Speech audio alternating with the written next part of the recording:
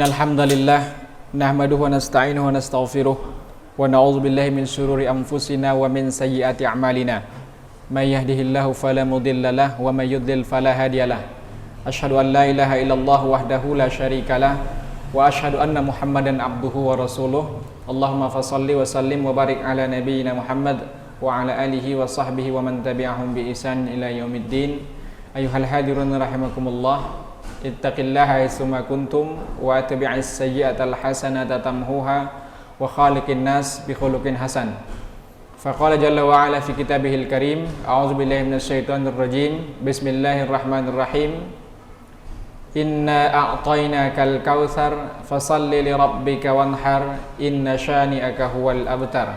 Shadaqallahul azim. Hadirin sidang jamaah salat Jumat yang saya hormati, hari ini bertepatan dengan Idul Adha. Kita kembali melaksanakan beberapa rentetan ibadah yang lazim dilakukan oleh umat Islam.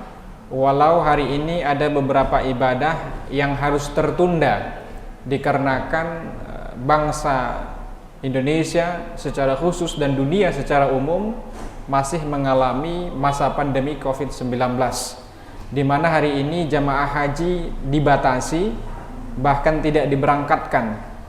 Mungkin saudara-saudara kita yang berangkat haji merasa kecewa, merasa prihatin, tetapi sesungguhnya niat baik untuk berangkat haji dengan mendaftarkan dan membayar ONH-nya harus tertunda, tetapi merupakan sudah suatu nilai kebaikan di sisi Allah Subhanahu wa taala. Tahun 1998, Dewan Fatwa Al-Jam'iyatul Wasliyah pernah mengeluarkan fatwa tentang mana lebih afdal berangkat haji sunnat untuk 2, ketiga dan seterusnya kalinya daripada bersedekah terhadap masyarakat pada masa kesulitan ekonomi. Tahun 1998 itu hasil fatwa Al-Jam'iyatul Wasliyah di pusat bahwa bersedekah itu lebih afdal daripada melaksanakan ibadah haji sunnat bagi orang muslim di tengah masyarakat atau ekonomi terdampak atau kesulitan masyarakat kita. Jadi paling tidak hari ini di antara hikmah, walaupun tidak berangkat jamaah haji kita sebahagian, tapi niatnya sudah ada, paling tidak dia bisa tetap menunaikan sedekah. Mudah-mudahan mendapat nilai ganjaran dan berfaedah di sisi Allah Subhanahu wa taala. Shalawat dan salam sama-sama kita persembahkan kehadiran junjungan kita Nabi besar Muhammad sallallahu alaihi wasallam. Allahumma shalli wa sallim wa barik alaihi. Bapak-bapak hadirin sidang jamaah salat Jumat yang saya hormati, tema kita hari ini adalah tentang berkurban pada masa pandemik COVID-19. Kurban hari ini penting atau tidak? Urgensitasnya perlu atau tidak dibutuhkan? Karena kita melihat dampak dari wabah COVID ini, banyak lapangan pekerjaan ditutup, karyawan banyak di PHK, dirumahkan, bahkan yang dulunya mapan, punya usaha kecil-kecilan, tapi hari ini karena terdampak, dia menjadi susah, menjadi miskin, menjadi tidak punya pekerjaan. Di sisi lain problematika kita masyarakat hari ini dituntut untuk terus bersekolah. Kenyataannya mungkin tidak berdendang yang sama. Di satu sisi sekolah ingin guru tetap mengajar karena mereka juga punya kebutuhan, mereka harus menggaji para guru, biaya yayasan dan seterusnya. Di sisi lain anak diharuskan untuk melakukan kuliah online. Di salah satu sisi itu percepatan teknologi, tapi di sisi yang lain justru banyak yang keberatan.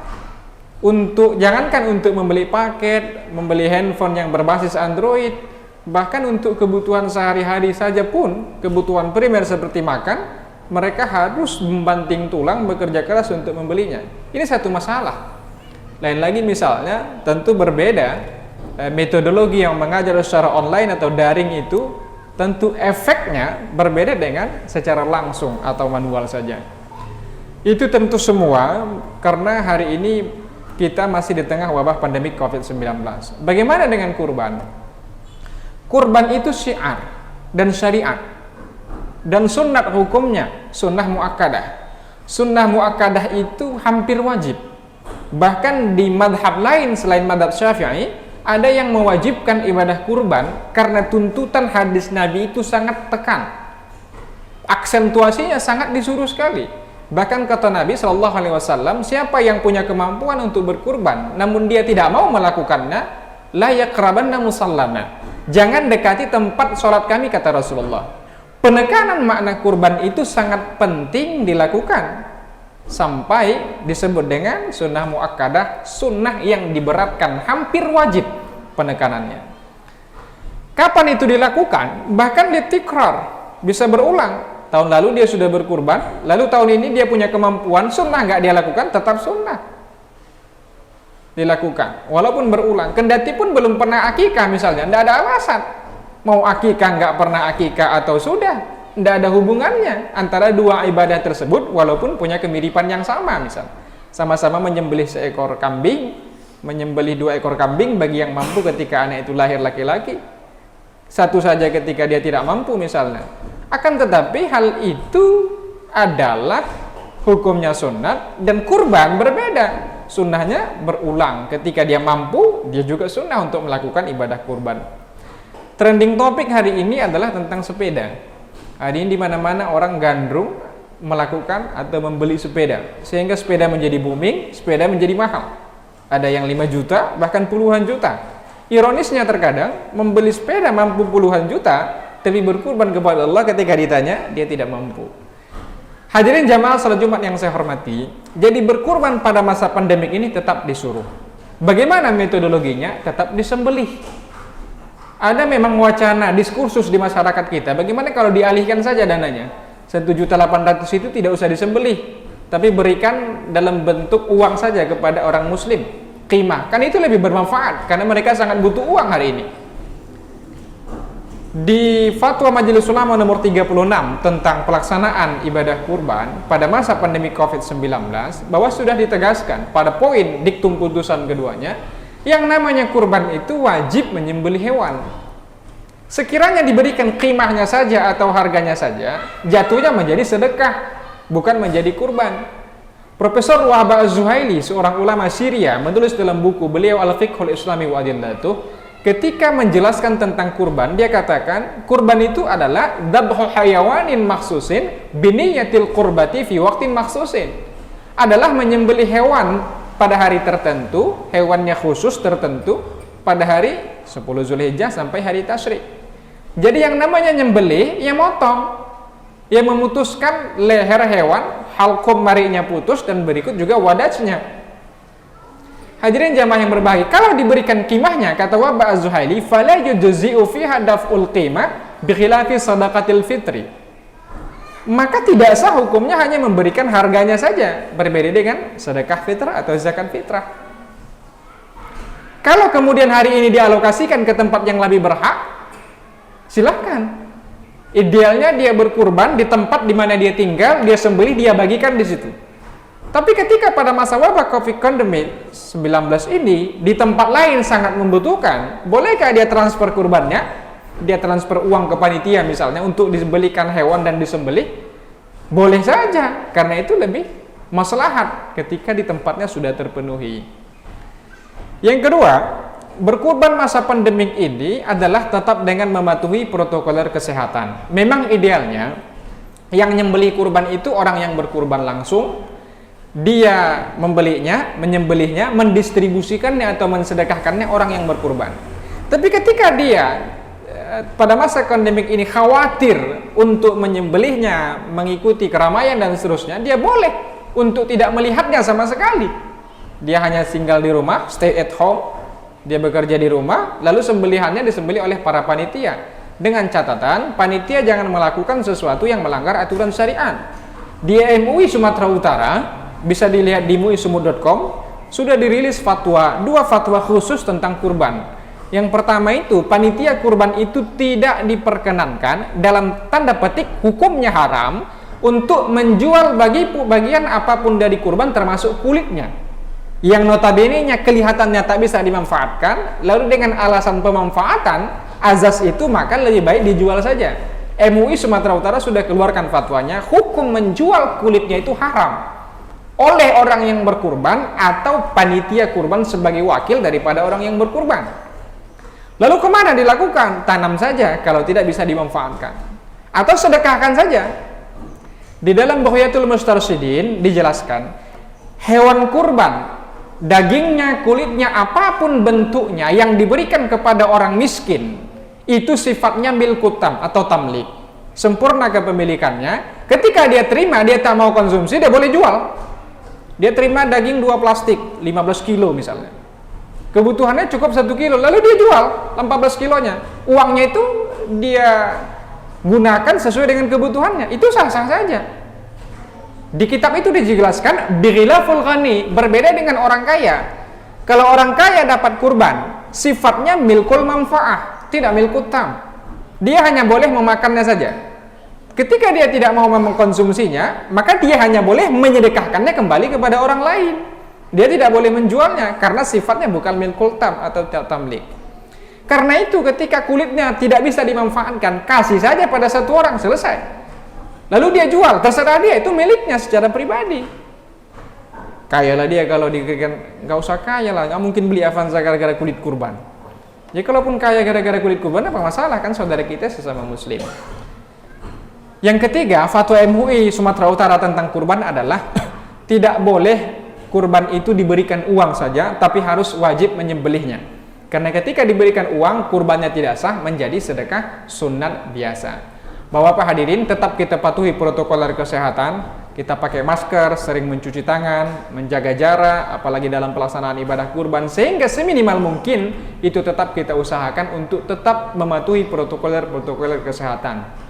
Yang sebenarnya ini adalah ajaran Islami. Dulu ratusan tahun yang lalu ketika Nabi masih hidup, dalam sebuah hadis sahih riwayat Imam Muslim dan An-Nasai, Rasul mengatakan, jangan sentuh makanan sebelum kau cuci tanganmu setelah kau bangun dari tidurmu. Hadis ini menjelaskan bahwa anjuran untuk mencuci tangan supaya bersih terlebih dahulu sebelum menyentuh makanan. Jadi sebenarnya kalau hari ini salah satu faktor penting, important, tentang bagaimana memutus wabah penyebaran COVID-19 adalah dengan cuci tangan, sebenarnya ini adalah ajaran-ajaran Islami yang dulu pernah dilakukan dan disuruh diperintahkan oleh Nabi Muhammad SAW. Mudah-mudahan khutbah singkat ini bermanfaat bagi kita semua. Tetap kita melakukan protokol kesehatan, tetap kita melakukan ibadah, sholat ke masjid. Bagi yang tidak khawatir, kalau terlalu khawatir misalnya, dia takut sekali, imunnya terlalu lemah, tidak usah sholat rawatib berjamaah ke masjid, di rumah saja dia. Kalau memang khawatir sekali untuk melaksanakan sholat ke masjid, dia takut terpapar dan seterusnya, apalagi kondisi yang sudah tua, atau kondisi yang lemah, atau sedang tidak normal, tidak sehat, maka sebaiknya untuk merawat diri di rumah daripada untuk pergi ke tempat keramaian. Mudah-mudahan bermanfaat. Mari kita berkurban, dan kurban ini adalah syiar dan bentuk sedekah atau bentuk pengabdian diri kita kepada Allah. Di sisi lain, banyak orang yang tercerahkan dan terbantukan dengan ibadah kurban yang kita lakukan. Jika mampu, dalam hadis Nabi SAW, setelah berkurban, apalagi yang bisa kita lakukan pada masa wabah ini? Kita bisa memperbanyak sedekah kepada kaum muslimin, fakir miskin, dan para tetangga dan sahabat-sahabat kita. Karena di antara anjuran Nabi SAW yang mampu menolak balanya Allah terhadap dirimu, kata Nabi SAW, adalah dengan memperbanyak sedekah. Mudah-mudahan bermanfaat. Barakallahu li wa lakum fil Qur'anil azim, wa nafa'ani wa iyyakum bima fihi minal ayati wa dzikril hakim, wa taqabbala minni wa minkum tilawatahu innahu huwas samiul alim.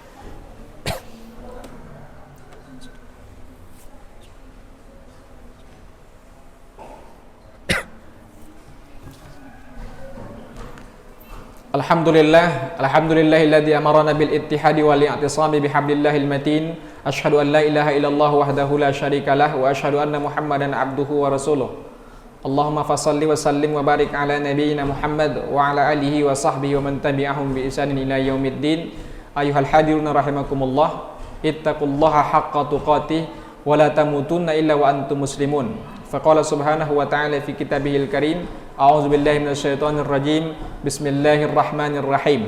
Innallaha wa malaikatahu yusholluna 'alan nabi, ya ayyuhalladzina amanu shallu 'alaihi wa sallimu taslima. Allahumma shalli 'ala nabiyyina Muhammad Allahumma ighfir lana wa lil mu'minina wal mu'minat wal muslimina wal muslimat al ahya'i minhum wal amwati bi rahmatika ya rabbal mustaghfar.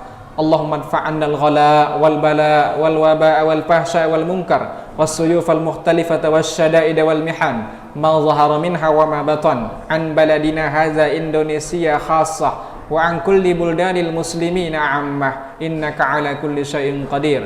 Rabbana atina fid dunya hasanah wa fil akhirati hasanah wa qina adzabannar walhamdulillahi rabbil alamin. Ibadallah, innallaha ya'murukum bil 'adli wal ihsan wa ita'i dzil qurba wa yanha 'anil fahsya'i wal munkari wal baghi ya'idzukum la'allakum tadhakkarun. Fadhkurullahal 'azima yadhkurkum washkuru 'ala ni'amihi yazidkum wa la dzikrullahi akbar.